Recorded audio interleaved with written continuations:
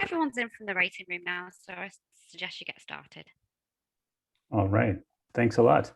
Okay, good morning, good afternoon, good evening, everybody, depending on where you're at. My name is Kyle King. I'm the Managing Director of Capacity Building International, and we're here today on this webinar series. I'm just going to go ahead and share my screen so that you can have a look. So basically today we're on this webinar series and we're talking about COVID-19 resilience planning and emergency management. Now this is actually a unique series today because of the fact that it's blending two different webinar series together into a single event, which I think is absolutely fantastic because we're actually sharing audiences. So I'm going to be the facilitator today for the meeting and for the panelists. And again, the two series that are being blended are basically the webinar series for 2021 that's done with the International Emergency Management Society and Capacity Building International, and then also the University of Manchester and their series as well. So we're going to be covering a bunch of different topics today, but just a little bit about myself. So I've had about 21 years international experience working from the various international organizations, and my background is in the emergency response side of the house with a background in the fire and emergency services, and of course I've spent about a number of years with the different organizations from NATO to OSCE and everything else like that. And I was a chief fire officer, instructor, and inspector through a number of different countries. And so I'm just going to be facilitating today and taking your questions, but I do want to get through a few quick points before we actually get started in administrative remarks. Now, what that means is, of course, as the normal things, as we've all been through Zoom and everything else, is that we all are aware of the fact that, of course, there's a chat function. And if you want to have any questions, or if you do want to use the chat, make sure you have the opportunity to use that chat function. At the bottom of the screen, it's in the center. If you've probably seen that before, some people are already chatting, and just type your question during the event when the panelists are actually presenting. I'll try and capture all those questions as we move through the webinar itself today, and we will try and just capture all those depending on the amount of questions that we have, and get to a Q&A session towards the end of the event today and get to all the questions that you're asking. Now, ask those directly, use the chat function, and I'll capture those there. Everybody is muted upon arrival. If there is a time to do so, we will allow people to open their mics. And of course, we would ask that you turn on the camera if you're comfortable doing so and asking a question to the panelists themselves. So having said that, there are view options, as you can see, because this is in the meeting format and there's a lot of cameras and things like that. There is the speaker view and the gallery view. You can change those options as well if you want to change the layout and the format of the Zoom call, in case you want to have, of course, the screen wider for the presentation and everything else. And so with that, I just want to introduce the panel that we're going to have today. David Powell is a principal advisor in Recovery, Renewal, Resiliency, Humanitarian, and Conflict Response Institute. We also have Duncan Shaw, the professor of operational research and critical systems, Alliance Manchester Business School, and Harold Drager, the president of the International Emergency Managers Society, here with us today on the panel discussing these topics. And I look very much forward to that presentation. So at this point, I will turn it over to David. Over to you. Kyle, thank you. So let me just share my screen. Can you just confirm, Carl, you can see the first slide? Yes. Yeah, brilliant. Okay. Thank you. Welcome, everybody. Thanks for the introduction, Kyle. So my name is David Powell. As Carl's introduced, I'm a principal advisor. My background is actually in the UK and in, UK military and UK policing, and then 7 years in local government as an emergency manager. So I kind of have a history and a personal interest in the profession of emergency management. Duncan and I have known each other for probably about 10 years on various research projects, and I'm delighted that he invited me to work with him and the team on this particular product, looking at response, recovery, renewal, and resilience. I'm going to share with you some slides that give you a quick overview on both what we've been doing at Manchester, but also actually some of the issues that have become very different around COVID. So what makes COVID so different from other disasters that we've all experienced in our lifetime, certainly previously? What are the kind of opportunities that the disaster presents? And then lastly, what the implications are for the emergency management profession, which I hope both Duncan and then Harold will pick up and run with as well. So from me, I'd be delighted to hear your views. Certainly very interested in the chat function, and I'd like to hear from you what you think some of the key issues are facing the profession on the back of the COVID experience. So who are we at Manchester? We're a team of academics and people like myself who've been working now for 14 months. We've been developing a recovery framework, which will become an international standard, 22393, for recovery based on the COVID experiences, but applicable to all disasters into the future. We've been running a series of workshops and webinars because we're very interested in other people's views and their experiences. We've probably done about 44 plus, and we'll do at least an equal amount, I think, before the project has finished. We have expert insights from both governments internationally here in the UK and beyond, from the United Nations, WHO, World Bank, Resilient Cities Network, etc., etc. And we've conducted probably about 70 plus interviews now with chief resilience officers, emergency managers and other officials, and indeed local politicians who've been involved in the COVID experience. We're working with a range of partners over the way, a lot of here in the UK. So for those of you in a UK audience, Greater Manchester, Thames Valley, Avon, Somerset, Essex, to name a few, not all. We're also working with cities Vancouver, Canada, Miami in the USA, Argentina, Chile, and Ramallah out in Palestine, which has given us a fantastic and fascinating range of experiences across the globe with regards to COVID. One of our key products is the fortnightly Manchester briefing, which is a collection of global lessons that we bring together into one document. I think we're on about the 35th, 36th issue now. It contains a balance between case studies and also lessons that we've collected from around the world, which people we're pleased to hear have found particularly interesting. So please have a look at it. The link is in the chat function below. It's a great document. And of course, feel free to add to it from your own experiences. So let me just talk very briefly about why COVID has been so different from other crises, and it's all around the impacts of it being so incredibly different.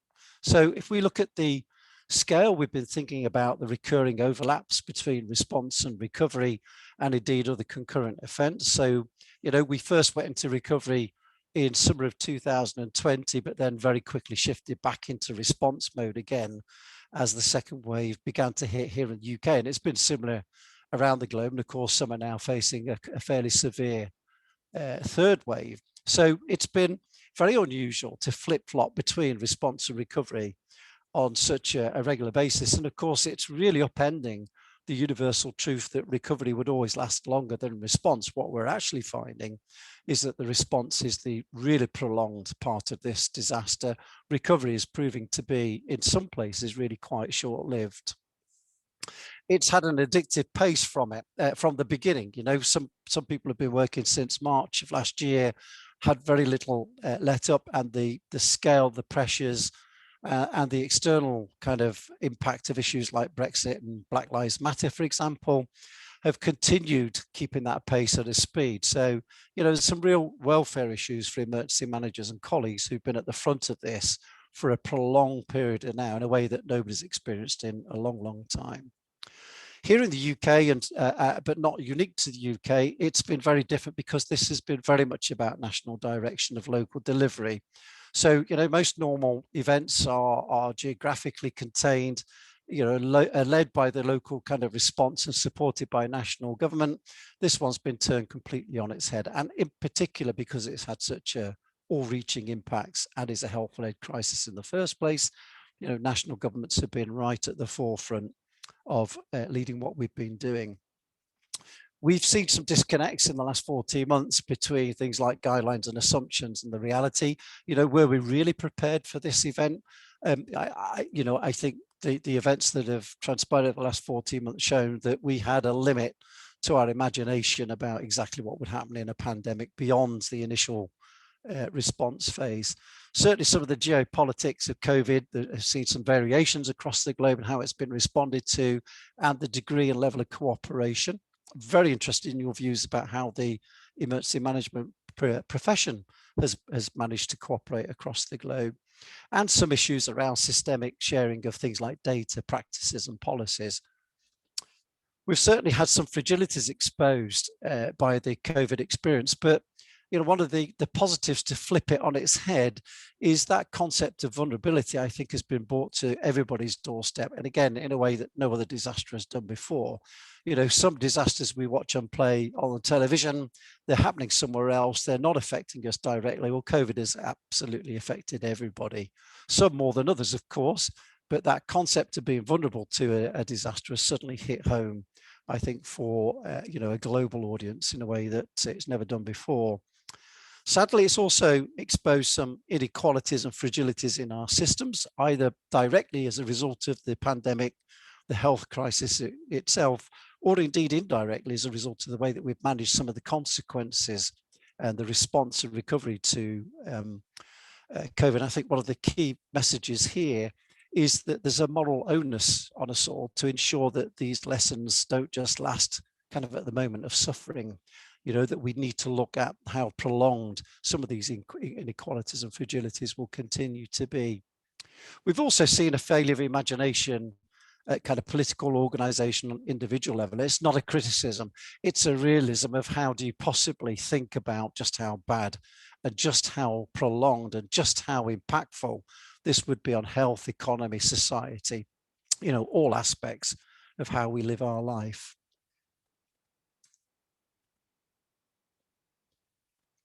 And then also some changes as a result of it. So this has required a multiple relationship across resilience. So normally it's the resilient responders, police, the emergency services, fire, ambulance, health partners, maybe local government. This one has required a much broader set of relationships to be able to make sure that we remain resilient. The business community, society itself, the production of vaccination, this has reached out and created the need for relationships that we don't experience in other disasters such as flooding or indeed even some of the other severe weather events. And the kind of roadmap detours and diversions, for those of you in the UK will be familiar with the language of roadmaps. What's been really interesting is the ever-changing complexities with COVID. And every time we thought we got a grip and we were in the clear, something else would come along and just blow that out the water, and off we were, into a different direction. So it really has been an ever-changing picture throughout a very long period of time. And those are quite severe effects and impacts, but of course these all present some fairly unique opportunities for change. You think about the clamour of people in the first few months say, look, we must never go back to how things were before. So some great opportunities here, both for the profession and also for countries and societies to move on from our experiences. Some of those opportunities I'd like to just discuss with you very briefly here. Duncan will speak on the next presentation about an idea of co-production and evolving, empowering, if you like, local people who've been very much at the forefront of responding to COVID in some of our future preparedness strategies around resilience. But there's also a great opportunity here to heal and review and learn, recognize, remember, a collective memorial of this particular event. Our relationship with mortality and death has been disrupted. The rituals that enable us to overcome major trauma all have been interrupted by COVID and the health measures required to actually manage the event. But we also have realized that there are a number of essential services out there in society that have been critical to allowing life to continue to the very basic level that we should be able to celebrate. And of course, the effort of people like yourselves to help to respond to it. So, working on how we will collectively remember this particular event is something that we will continue to be very interested in at Manchester, and we hope to have a webinar very shortly specifically looking at, which we'd be delighted if you wanted to view and be a part of. There's also been huge opportunities here for integrating in a way, certainly in the UK, and certainly from our glimpses globally elsewhere as well, integration of some of the agendas that haven't previously been brought together and have been intended to be managed in silos. So bringing communities with the health agenda, the businesses, resilience, and the sustainable development goals all together here on the back of a kind of more ambitious, aspirational, transformational recovery to COVID is a huge opportunity that ought to be exploited. And again, addressing those inequalities that we mentioned earlier on through a slightly more diverse management of recovery and renewal is a fantastic opportunity for engaging with our communities. And again, similar to vulnerability, risk and resilience is now better understood by partners across the piece, but resilience and non-resilient partners and communities in a way, again, that we've never experienced before. But what a fantastic opportunity to exploit communities' understanding of risk and to change the narrative, which again is something both Duncan and I will come back to both later on today and then in further webinars into the future. You know, we would like to acknowledge that there is a new local resilience capability, but rather than steal his thunder, I'll allow Duncan to speak about that. That's very much a subject of his presentation. But also to build new foundations with resilience partners, to look again at skills, the agility, the flexibility, and here in the UK, the recently published integrated review, which for the first time is beginning to talk about engaging citizens in preparedness, resilience, and response in a way that government has not done so previously.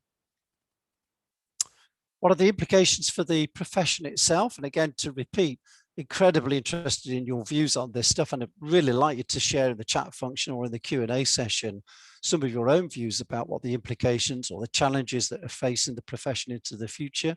These boxes here are very much based on our observations of the UK, so they're unique to the UK, but may or may not have a resonance with you beyond our shores. So, you know, recovery we found is all about consequence management. We've talked about the direct and the indirect consequences and the impacts they can have, but they are far-reaching and long-lasting. You know, go back to the beginning to repeat, you know, everybody was clear that they absolutely did not want to go back to pre-COVID days. What we've seen a year on, of course, is purely as a result of fatigue, and quite understandable, is people now just want to move on beyond it. Recovery has to be about addressing those far-reaching and long-lasting impacts because they're not going to go away. So a real challenge for the profession to make sure that we keep this all on the agenda. And again, as part of that, to maintain and if not enhance and improve some of those relationships that we've developed over the last 14 months is again something I think the profession should be right at the middle and the forefront of. But also understanding that some of the responses internationally, nationally have been very corporate. So for example, local government, other agencies here have stopped doing the normal day job and have put all of their attention and effort into responding and recovering to COVID in a way that they've never been involved in previous disasters. What that's brought to the table, of course, is a whole range of skills and viewpoints beyond the traditional emergency planners, emergency planning approach that has been fascinating. And again, is something that we ought to think about exploiting. So here in the UK, for example, a lot of support from the military on logistics planning, you know, a development of a slightly more sophisticated approach to impact assessment, impact needs assessments.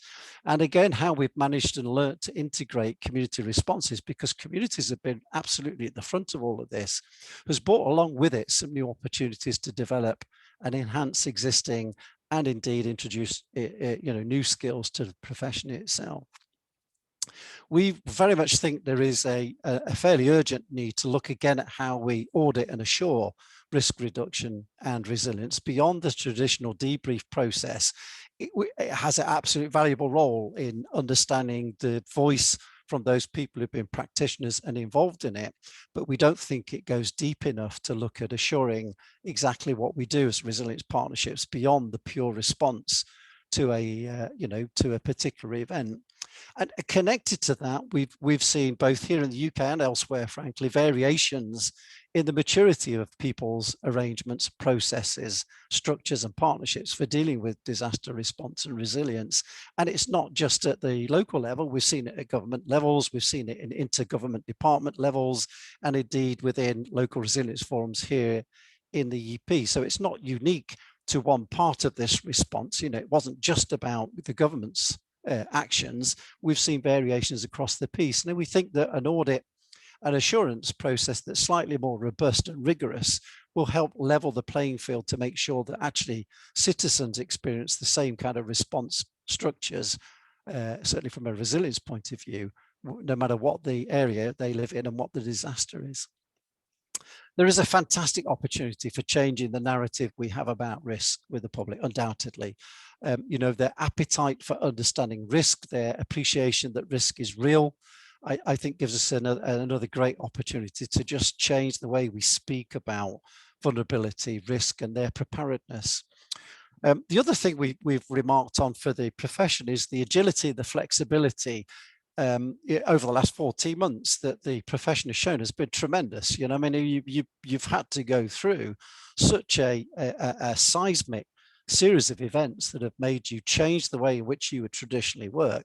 And we're very interested in looking again at the kind of role of some of our centers of excellence during a fast moving global experience, and just how effective they can be at both understanding and learning lessons, and then very quickly you know, shaping skills, agility, and the future of the resilience as a profession. So, you know, I kind of leave on this box the implications for the profession of emergency management. You know, yep, some fantastically seismic events in the last 14 months. What we hope to do in this remaining webinar, and indeed the two that will follow on from it in the autumn, is come back and have more conversations with you about how the profession can exploit the learning. And what I want to do to really tee up Duncan's presentation is just give you one example of where we think there's been a key shift in the last 10 years that could have implications for the role of emergency management and the kind of skill sets that we will need as a profession. So looking from the left to the right, we're describing literally a journey we've taken in the last 10 years where, you know, 10 years ago, the message we would have had as responders was very much, look, we're here to save you.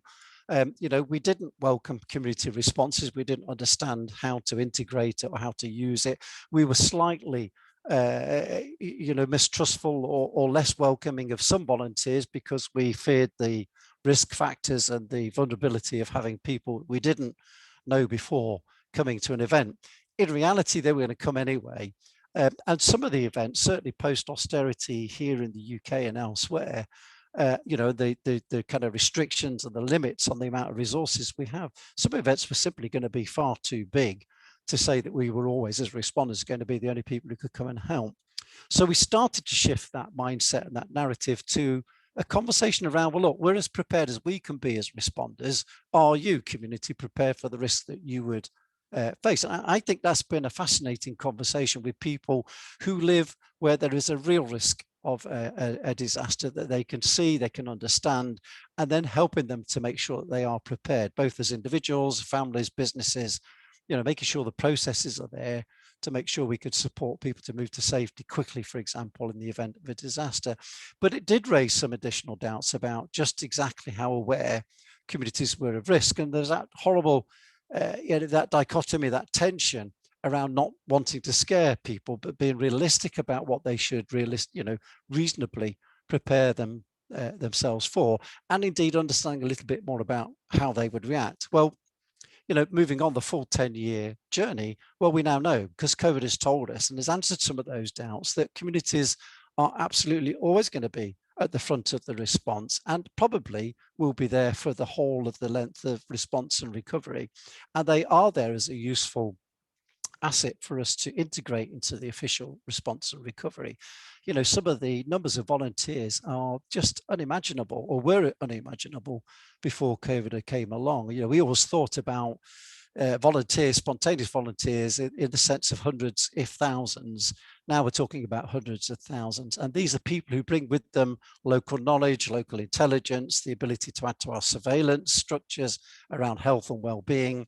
And more importantly, they can actually be trusted to, you know, deliver some of the less risky parts of the response and recovery in support of their own communities, of course, and they, of course, understand, you know, and appreciate that community far more than many of us will do as responders. So thank you for that, Kyle. Thank you very much for giving me the opportunity to set up the next presentation from Duncan, who will take that narrative one more step further. Thank you. I'll stop sharing my screen. Well, thank you very much. That's very interesting. And we're starting to get a lot of comments now about that. I put one of your questions into the chat.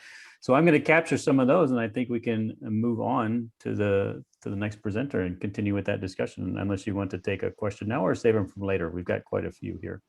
Maybe it might be wise to pick out some at the end, Carl, depending on time we have left. Okay, let's do that. Thank you. We'll roll those up to the end, and then we'll move on from here. So, okay, over to the next presenter, and we'll continue on with the presentation. Thank you. Can I just check you can see my screen okay, Kyle? Sure can. Great. So thank you, the audience, for coming along today and for this opportunity to chat to you. David's really set up well what it is that I'm going to talk about, which is about looking again and rethinking, renewing how we do community resilience. So most people like this idea of community resilience. You know, it's an excellent opportunity to engage our communities to support each other. We've seen this during COVID. We've seen a tremendous outpouring of effort and enthusiasm from our communities.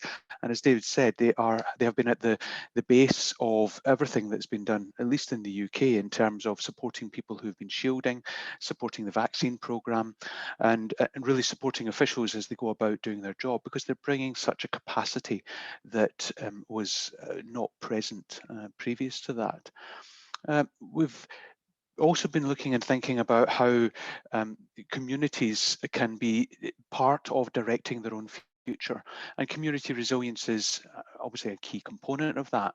But one of the perhaps challenges is that community resilience often gets boiled down to volunteering. And so it's about thinking about how volunteers can be involved, about where the voluntary sector is, how the voluntary sector can really play a very key role in the response. And by community resilience, we're actually talking slightly different about looking at communities as individuals, communities as organizations, and so the very important role that businesses and organizations have in resilience, looking at community groups, so that might be faith groups or local civic groups that exist in an area, or looking at the associations and the networks that are built across all three of those different groups. And one of the challenges, I think, with community resilience is that it's quite a hard concept to pin down. When it's difficult to know what it is, it's difficult to know how can you actually build it, how do you mobilize it, so which is the button that you press when you need to activate community resilience. And actually we think that these questions are probably the wrong questions to even ask. That what we need to start thinking about is how do we operationalize community resilience.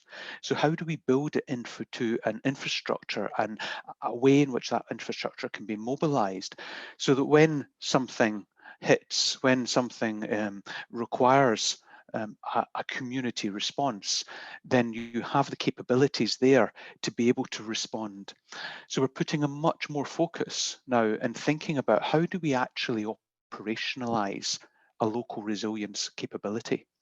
So the focus here is on those capabilities, the capabilities that local communities can have in terms of building their own resilience. We think that, and over the next few slides, I'm just going to talk about some steps. These are not really steps so much, but things that we need to start thinking about in terms of this local resilience capability. It's facilitated by local resilience partners. So this might be local government, it might be key groups that have agency, have the ability to lead, but these are facilitative organizations. In fact, the local resilient capability, it's designed, it's driven, it's owned by the local community groups. It's owned by the organizations that exist at that level. It will involve youth and university students in ways that certainly we don't in the UK at the moment. We don't have that very strong focus like they do in some countries. In Chile, for example, we're in, who is specifically focused on how do you activate youth and how do you involve youth in emergency response. The voluntary sector obviously have a very important role to play in local resilience capability. They can represent and they can act as a really important voice within communities and on behalf of communities. And obviously we've got in households and individuals. The key thing across all of these groups is that it's not everybody. It's not every household. It's not every organization. It's not every community or local group. It's about coverage. It's about making sure that we have coverage, we have capacity across our communities, rather than everybody is involved in this, which is an unrealistic expectation. So it might be that some communities are perhaps slower to engage, but there are other communities around them who are able to support that and encourage and offer some learning that can help communities to develop these sort of capabilities. But these capabilities are obviously, as I said, facilitated by the local resilience partners. In terms of the aim, very often the aim of community resilience is to enable resilient behaviours, is to enable community-led action. We think that the aims for local resilience, for the capabilities, are slightly different. It's to reduce the likelihood of an impact. It's to reduce the severity of that impact and to reduce the need to recover. And so the focus now is put very much on likelihood, severity and recovery. So if we move into preparedness, we can see that to reduce the severity or to reduce likelihood, it might be about identifying risks at source, identifying and pinpointing where the vulnerabilities are in a community and dealing with those vulnerabilities, about identifying impacts and what those impacts have been so that they can co-produce with local government, with resilient partners. They can co-produce ambitions, they can strategies in order to address those and engage in prevention and protection activities. So it's very much about communities, as David mentioned, being that sort of intelligence spoke that goes in and identifies the information that's needed and then identifies what they're going to do about the challenges that they've found. In terms of building this local resilience capability, many parts of the infrastructure are already there because local communities are doing community resilience, local government is doing community resilience. We think that the capabilities can centre around informing strategy. And as I said previously, it's about that co-production, the co-production of strategy for response, recovery, renewal, resilience. So involving communities in their own future. It's about having communities provide intelligence. So this requires two-way communication channels with communities. So the intelligence about risk, vulnerability, preparedness can be communicated across communities as well as up to local government so that communities can be supported as they begin to develop and respond to some of these challenges. It's about communities managing their own preparedness activities, managing how response can happen along with professional responders. So this does not negate in any way the need for first responders to be there, but it's about supporting, and as David mentioned, about saying how can we help each other by developing governance, by developing plans, by ensuring assets are ready, by having training so that communities are able to respond to this. Communities we've seen during COVID can coordinate supply and demand. They can identify what the demands are. They can identify how to address those demands through supply. And we've seen this, they were the first responders during COVID, as David said, and we've seen this ability of communities to coordinate and to communicate across partners to enable that to happen more effectively. And that part of delivering activities, deploying these capabilities by having these units who are able to deploy, who are able to have autonomous change happen. Communities have been doing this across the UK.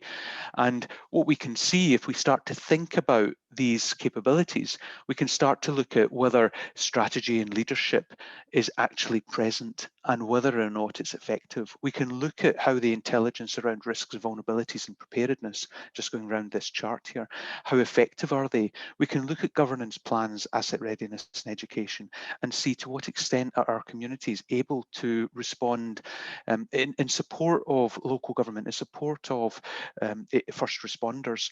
And we can begin to evaluate the system that's there to understand whether it is truly ready or whether it still needs an awful lot more support and where that support needs to be pinpointed. In terms of what these capabilities are, we think that the capabilities form around three rough categories. The first category is around contributing, around volunteers coming from businesses, from the voluntary sector, but coming with skills. But then there'll be volunteers that come without skills, who are spontaneous volunteers. And there we need policies and processes to be able to support those individuals who want to respond, the pop-up groups that are there. The donations management is an important part of what communities can contribute, and so there can be that policy and processes as to how we're going to deal with donations, so that we can deal with that at a local level. There's some coordination activities, as I mentioned, around the local resilience capabilities, and this is about organised communities, trained teams coming in, the voluntary sector offer, networking these resources so that the communities can be coordinated and can be organised. We think that there's some work to do around information dissemination.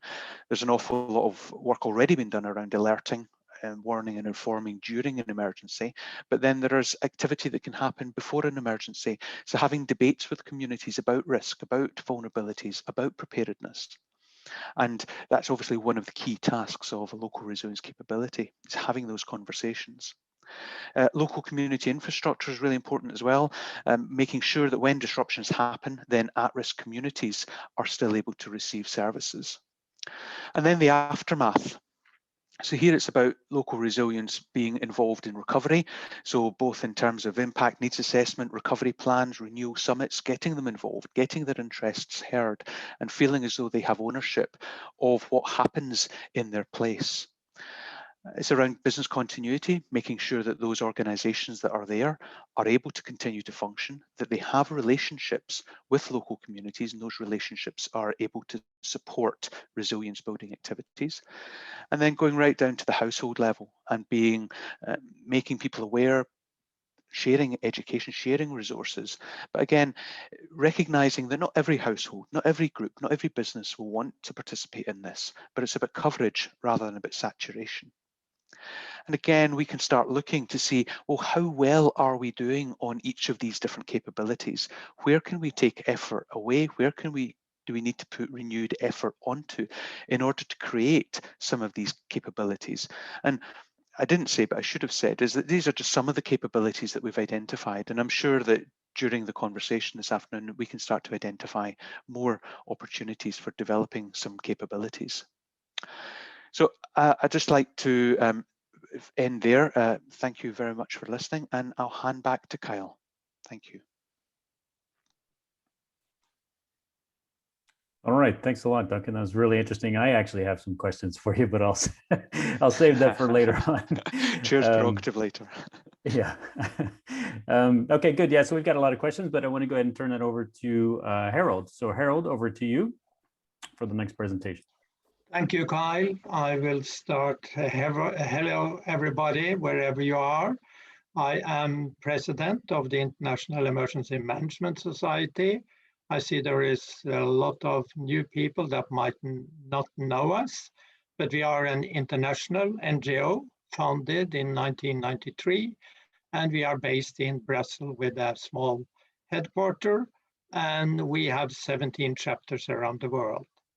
We are engaged in, we are a voluntary organization engaged in conferences. We do these webinars, and we do research, participate in EU research programs, and we have an education program with certification in emergency management.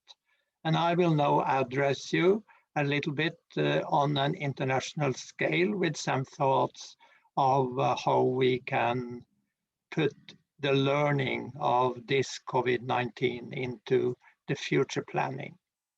I will start sharing my screen.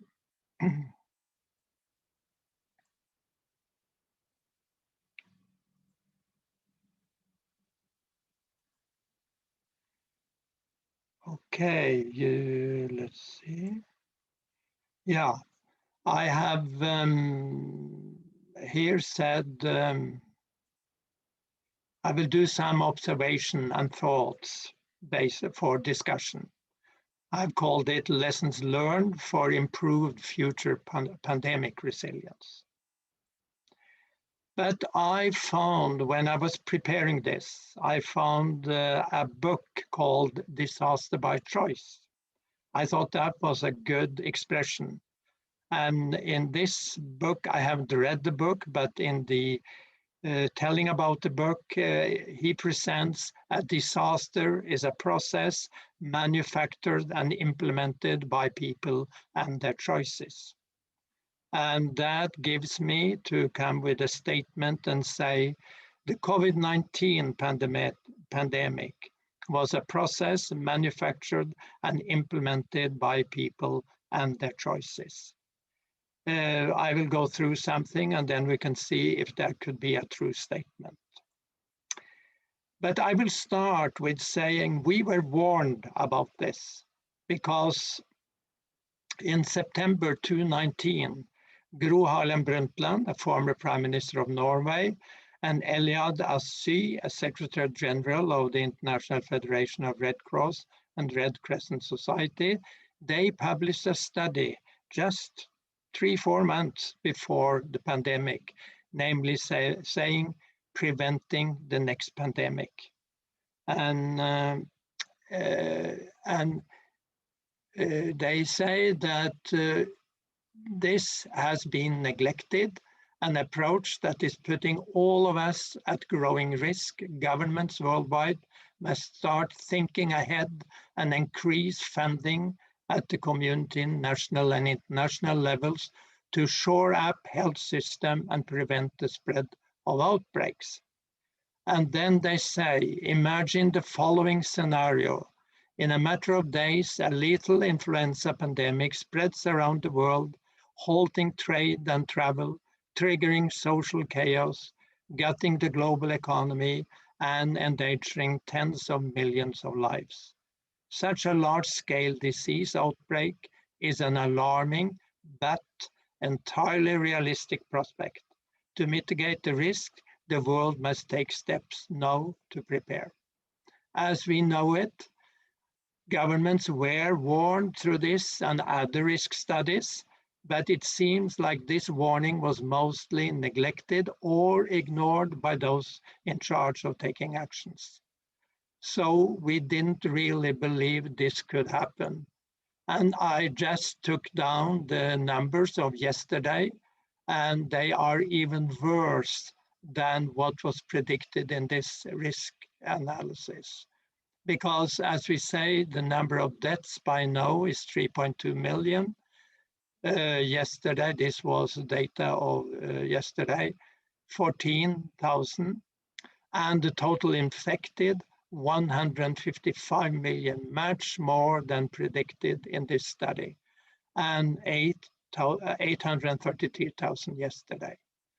And the trend is 36 countries with increasing trend already. As we see of the curves, we are into the third wave. Some countries are not reached the third wave, and we might have more waves in the future. And I made some observation on the pandemic spread and the resilience, what has caused the different things we see in the different countries in the world. And I think one thing we have seen is leadership, acknowledgement of facts and science. This has not been the case in some of our big nations and have led to quite dramatic numbers of infected and deaths. Strategy. We also see that there are different strategies that have been used. Stop the spread by measures or flock or herd immunity. It seems like the flock or herd immunity has not been the right strategy because we see differences by those using the different way of the strategy. And vaccine access. Not all has the same access to vaccines. I will come back to that. And economic and social measures. Close down of economic and social activity, and we know that has happened all over the world. And we have now, I live in Norway, and we have now opened again there have been the shops, which have been actually closed for 3 months in Norway. They opened yesterday. So we see, will there be a fourth wave in Norway, or have we reached a level of vaccination that gives us protection? But I have looked here at what has happened. January 9th, the WHO announces mysterious coronavirus related to pneumonia in Wuhan, in China. And January 21, Chinese scientists confirms COVID-19 made human transmission. January 23rd, Wuhan now under quarantine. January 31, WHO issues global health emergency. February 2nd, global air travel is restricted, is starting to see consequences. February 10th, China COVID-19 deaths exceeds those of the SARS crisis.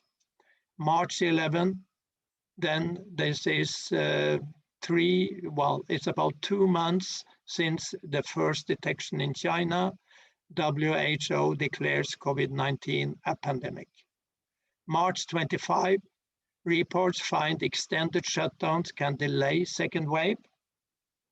We know the second wave came, and we are even in the third wave.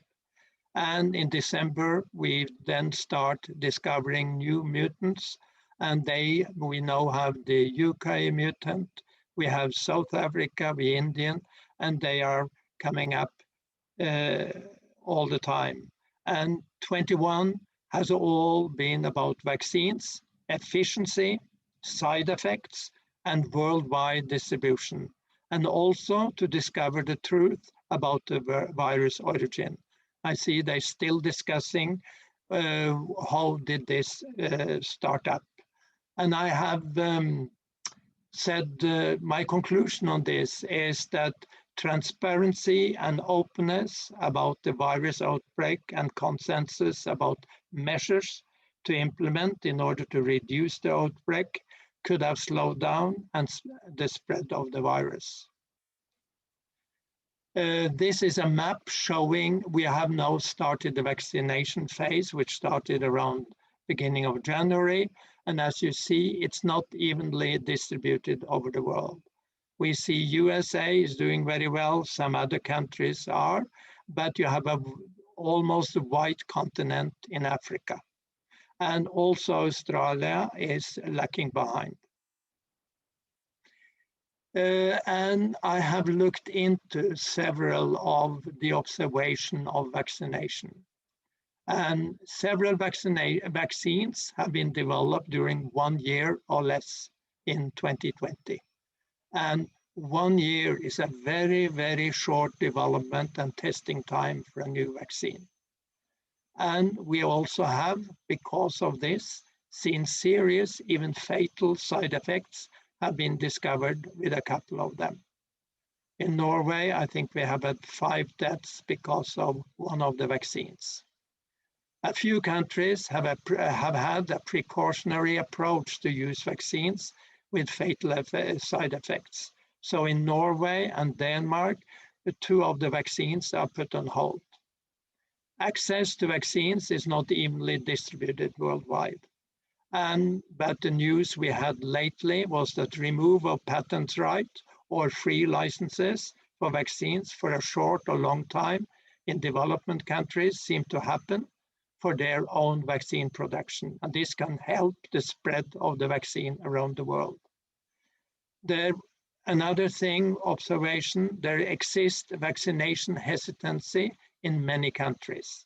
And very much because of several conspiracy theories are influencing people's belief in the vaccines. And what is now being discussed also in Norway, vaccination passports are being prepared in many countries in order for opening up the societies and allow international traveling again. I've summed up this as saying the following: vaccination solidarity worldwide should be a must, because without stopping the virus spread worldwide, it may pop up again in a 4th and a 5th wave anywhere. And an honest and precautionary vaccination approach increase people's belief in the vaccine. And an active, authoritative public approach with fact towards conspiracy theories can increase trust in the authorities and their approach with fighting the pandemic. I have summed up this in some brief summing up here, saying the COVID-19 pandemic spread out worldwide with devastating consequences due to the people and their choices. Because all have been choices all along, I think we can say that. There will be new epidemics and pandemics, and the lessons learned from the COVID-19 pandemic should be used in developing strategies and action plans for being prepared for fighting future pandemics. And we need coordinating this and work together on it. And I do believe that WHO should be strengthened and play an even stronger role in preparing for future pandemics, and same with national and local CDCs in cooperation with civil protection agencies. There must be much more cooperation, much more models, sharing ideas in order to be ready for what will happen next. And TIEMS, we participated in a project called ASSET, was about pandemic. This was back in 2009 to 2013. And we had we did survey in 8 cities in Europe at the same time, asked them questions about pandemic and their belief, what they wanted to know. And one major finding was the public wanted truth, whatever bad it is, and a participatory governance that the public can be asked and be part of the process is also something they wanted. So transparency, openness, and honesty, I think, build trust to the authorities and weaken conspiracy theories. And vaccination solidarity worldwide should be self-evident, with patent-free local production for building more resilient society against pandemics. And I think also that COVID-19 passports may be necessary. They might be looked upon very unsolidary because those who are not vaccinated might not have the same opportunities, but I think it's necessary for stimulating economic growth and international travel. We must not forget that there are other disaster types which also have to be prepared for as well. COVID-19 has taken most of the time for all of us for a year, but we must not forget there are other disaster types. Thank you. That was all. I will stop sharing. All right. Thank you very much, Harold. Much appreciated. And so now we've got a few minutes left to go through a couple of questions. And actually, I just wanted to, let me just share my screen so you can see that it's a question session. So I actually have broken down a lot of the questions that you've asked into just a couple of categories. And I want to come back to David first, and which is to talk about, just very briefly, one second. I wanted to break these down into different sort of categories. So David, first, let's talk about governance, access, long-term recovery, and sort of information and disinformation campaigns that are out there.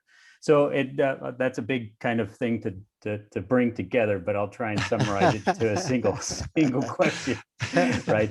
So in terms of like psychosocial support, economic capacity in communities, accessibility, these kind of thematic issues, can you kind of expand upon what you've seen with regards to government response to these characteristics? And also in terms of long-term government response and sustainability. So obviously the response to the pandemic, addressing these characteristics, but then how does the government going with long-term efforts in those regards? That sounds like another webinar to me, Kyle. I think we can fill a day. Look, I'll try and be really brief. So we would see that the quality and sophistication of impact needs assessments and the process used for learning the broadest strategic lessons are critical to answering that question. So, for example, I think in the chat room, the question was around how do you recover economy, social and psychological impacts? Well, economy, fiscal management is a national government issue. It's not for me to comment on that, but I could certainly comment on some of the opportunities here on the back of COVID experiences in particular to bring some of those broader agendas together, including adaptation, climate change, economic development, etc., and give geographies, government in local geographic areas, the ability to jointly look at investment in future funding, or indeed even bidding for grant funds to support some of their local world. And again, I think this is one of the things that COVID's brought to the table here, in making health partners talk to local government partners in a way they never used to do.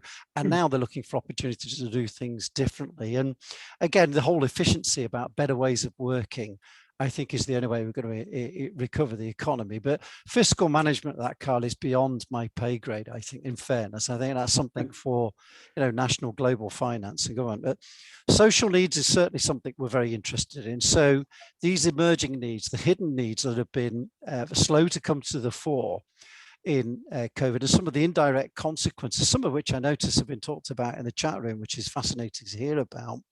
Again, we believe it's all about building community capacity, agency, co-production, looking at the cohesion and the community resilience is the only way to deal with societal issues that arise from COVID, but also that often forgotten, really critical part of the play here, the essential local services that just kept us going. Who knew that we go to a supermarket and want to applaud the individuals who've just been working for 14 months, sometimes without very little PPE, by the way, but people who've proved to be far more essential than we ever gave them credit for prior to this, I think, is one of the ways that we look at societal recovery. The psychological stuff, some of the language is concerning, but people here, professionals here, have been talking about there being a predicted tsunami of need for psychological support, because all the normal support and surveillance systems that we would have had in place, of course, have been severely curtailed because of the health challenges of visiting home. So think about some of the public protection issues, child abuse, domestic violence, all of that stuff, even dealing with backlogs of normal psychological support, all now need to be addressed by, again, looking at integrating health social care systems and indeed engaging communities and the voluntary sector a lot more closely. I'm conscious, Carl, that's a real gallop through, and it deserves a much more comprehensive answer. But within my limited knowledge, I think they're the key things that jump out for me.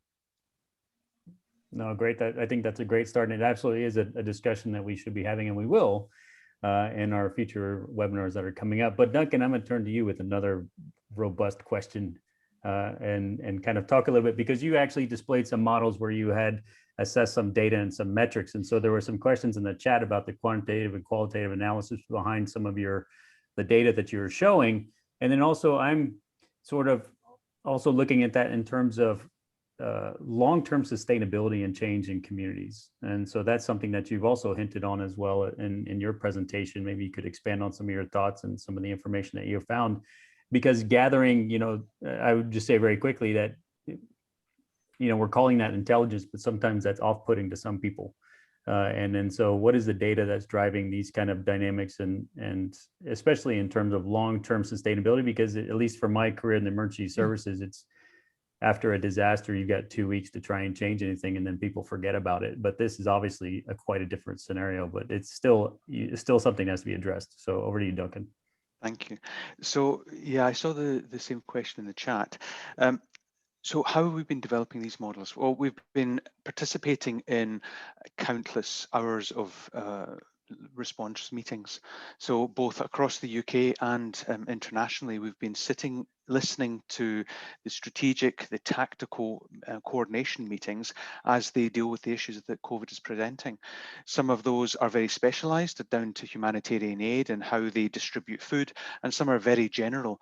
So we've been listening to those conversations happening.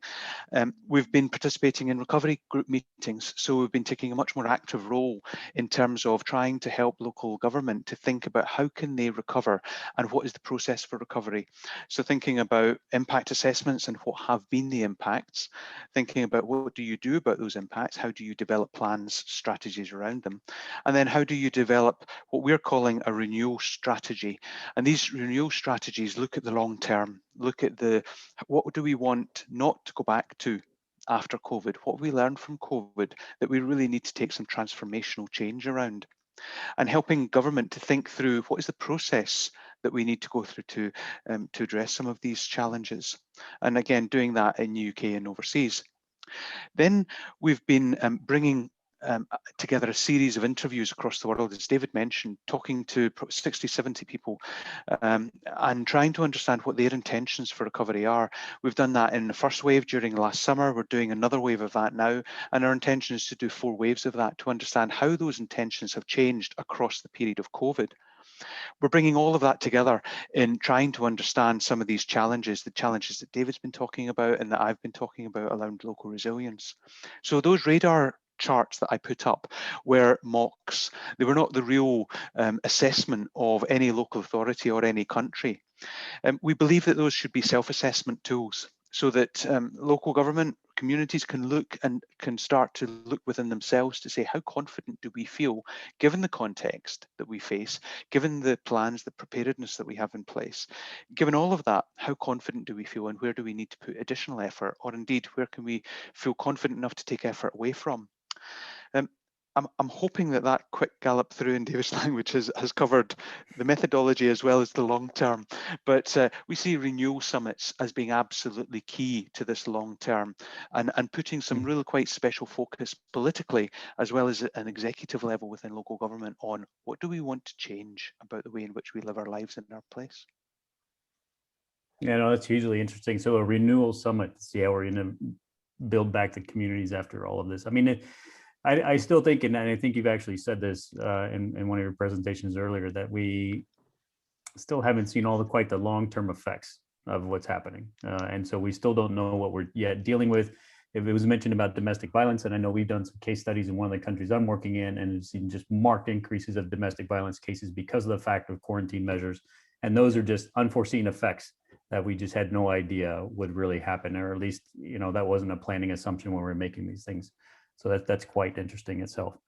Absolutely. And there are other effects that we can't, as David wrote, we can't even imagine at the moment. We need to go out and understand what the effects on communities have been by asking the communities rather than trying to foresee what those effects might be. Yeah, and along with that, I mean, some of the things that we had seen, I think it was mentioned in the chat about even just basic internet access, so homeschooling for all the kids and then not having internet access or equipment or the economic issues behind that is something, again, that typically in emergency management in the past that we're not really considering as being a planning factor because it was just really unforeseen. But I think, and that's where we can go ahead and transition a bit and talk about the next webinars that are coming up, because this is really the future of emergency management. These are the things that we have to start looking at and discussing, because the work that you're doing at University of Manchester, I think, is critical to this aim of where we have to start really finding a way ahead to get ourselves out of this pandemic as we start having more vaccinations, as we start recovering and getting back to a quote unquote, maybe normal version of society and dealing with the effects of what we've all been through as a global community. In that case, we do have 2 additional webinars that are coming up this year as part of this special series with CBI TIEMS and the University of Manchester. And that's going to be, I think we've got those scheduled in September and October as a continuation of this discussion. And we're actually going to go a little bit further, a little bit deeper into some of these topics, and even have possibly even some additional speakers on board as well. And so that we can get a little bit deeper into those things. Now, to find out more information about that, then you are registered with the University of Manchester system because you are now here, but also just in case, if you are not, well, you are there, but also as well, you can join the LinkedIn group where we have about 200 emergency management personnel from the community. And now in that LinkedIn group, you can find out some more information there. It's under Capacity Building International, but that's from our webinar series on international models in emergency management. And then of course, stay connected to the University of Manchester website and their information that they're publishing, as well as subscribing to the newsletter. And in future webinars, we're going to be doing or looking at different national models, but of course we are keenly interested in this future discussion and what's happening in emergency management. So at that point, unless there's any other comments, David or Duncan or Harold, I think we've covered about all of it, and we hit about over an hour already. That was quick. No, thanks, Carl. That's great. Thank you. Yeah, thank you, Okay. Kyle. All right, Harold, any last comments from your side? No, I think this was great. Thank you all. Have great weekends. All right, thank you very much, everybody. Thanks for attending, and we will see you in the next webinar session. Thanks a lot. Thank you. Bye. Thank you very much, everybody. Bye-bye. Bye. Thanks, everyone. Thank you. Thank you, everybody.